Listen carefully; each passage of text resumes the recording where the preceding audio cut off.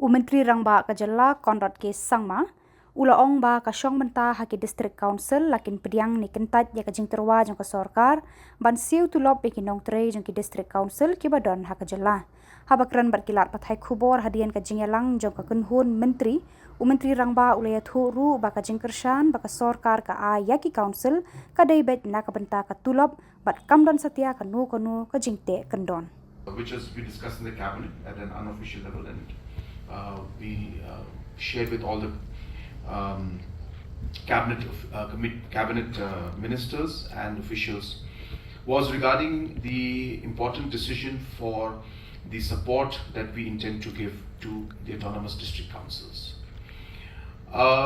Basically, the thought process is very simple, that the district councils at different levels, whether it's the Garo Hills, whether it's Kyntait Hills, or whether it's Khasi Hills, are facing different issues and concerns, and some of them facing financial problems. And we have seen that because of that, the functioning of the councils has been affected at large. And the councils are a very, very important part of our tradition and our institution, and it is an institution that has been, as I said, empowered by the constitution and the parliament itself.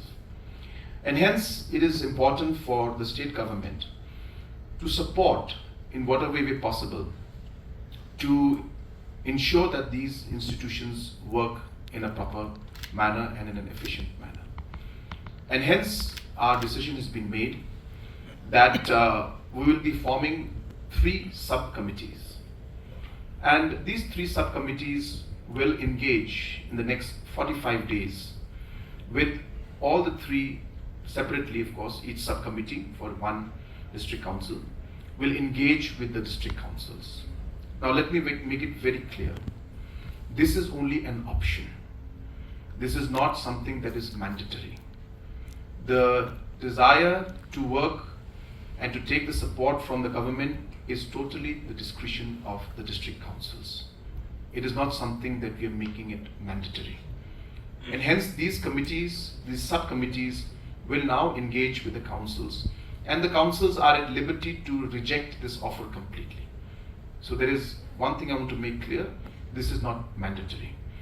But we have seen that there are concerns, and some of the councils may be willing to work with us. When I say work with us, means for the support that we will give. Second point that I want to mention is that all these support that we're mentioning regarding salaries will come with a very basic condition and a basic reform-based incentive, and that is financial reforms. So we are concerned about the financial stability of the councils. So we would be asking the councils to have a principal secretary of the position of either a senior MCS officer or a senior IAS officer to look into the overall financial administration of the councils, to ensure that the money that has been given is utilized specifically for salaries, and financial reforms like service rules. Service rules are important because employment, all these things, aspects are what leads to the instability of financial instability of councils. So reforms will be required, and reforms, as I said, financial. Let me be very, very, very clear. We're talking of purely financial reforms only. So whether it's service rules, whether it's financial rules, whether it is procurement policy, these are the areas which, and obviously disbursement of the money meant for the salaries going through a escrow account and ensuring that this employees get the salary. These are the areas which we would want the principal secretary to be there to monitor. Let me make it very, very clear. Government will not, I repeat, will not intervene in the functioning of the council. Whether it is to do with land issues, whether it's to do with traditional rights, whether it's to do with any kind of powers that are enshrined in the constitution, it is the prerogative of the district councils. Even if the state thinks for even 1 minute that it is going to do something in that line, the constitution is there to protect it. So therefore there is no question, I repeat, absolutely no question and no chance for the state government to in any way go into the different functioning of the district councils. As I said, this is purely and purely to do with financial stability of the councils. And as I said earlier, this is not a mandatory move. It's a clear option being given.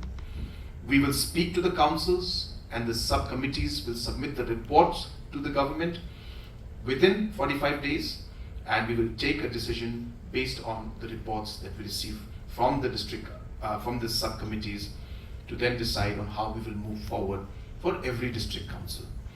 So this is another thing that I wanted to clarify to everyone. So it's like the Garo Hills District Council going through acute financial crisis.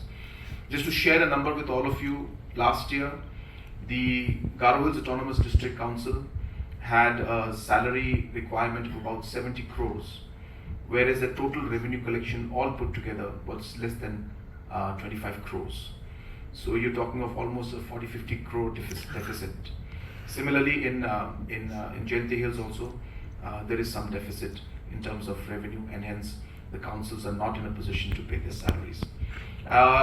Khasi Hills is in a much better position. In the past 15-20 years, the manpower has been controlled to a large extent. Just to give a rough idea to all of you, the Khasi Hills Autonomous District Council has roughly about 800 employees, plus minus. There could be some casual ones, addition, but roughly 800 employees. The Garo Hills District Council had 2,300 employees in the beginning. The last 6 years, 7 years, we have not allowed any kind of appointments to be made, and the numbers have today gone down to 1,300. Similarly, in Kyntait Hills also, the Kyntait District Council has been very strict, and they have not recruited any new people, and hence the numbers there also have come down from 2,000 plus today to about 1,300 to 1,400 employees. So this is the status in which the district councils today are working, and keeping all of these facts in mind, we are intending to, as I said, take some positive steps and reform-based incentives to be given. And reform, again, I'm repeating again and again, the reform is purely and purely only financial reforms. I want to make it clear once again, so that there is no confusion, that the state government has no intent to interfere in the day-to-day functioning and the constitutional provisions that have been given to the district councils.